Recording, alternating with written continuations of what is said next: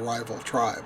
The next day, they discover an alien monolith has appeared in their midst, Clavius Base, a U.S. lunar outpost. During a visit en route at Space Station 5, he meets Russian scientists who are concerned that Clavius Base seems to be unresponsive. He denies a rumor of an epidemic at the base. At Clavius, Haywood addresses a meeting of personnel to whom he stresses the need for secrecy regarding their newest discovery.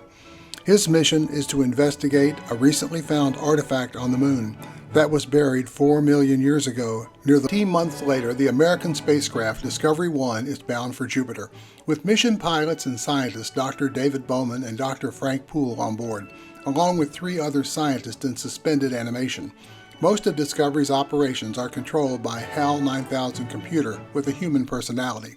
When HAL reports the imminent failure of an antenna control device, Dave retrieves it in an extravehicular activity, EVA pod, but finds nothing wrong. HAL suggests reinstalling the device and letting it fail so the problem can be verified. Mission Control advises the astronauts that results from their Twin 9000 computer indicate that HAL is in error about the reporting. Dave and Frank enter an EVA pod so they can talk without HAL overhearing and agree to disconnect HAL if he is proven wrong. However, HAL follows their conversation by lip reading. While Frank is on a spacewalk attempting to replace the antenna unit, HAL takes control of his pod, setting him adrift. Dave's body, HAL refuses to let him in, stating that their plan to deactivate him jeopardizes the mission.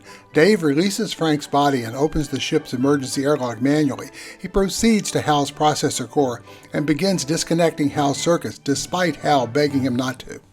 When disconnection is complete, a pre-recorded video by Haywood plays, revealing that the mission's objective is to investigate the radio signal sent from the monolith to Jupiter. Arriving at Jupiter, Dave finds a third, much larger monolith orbiting the planet. He leaves Discovery in an EVA pod to investigate, but is pulled into a vortex of colored light.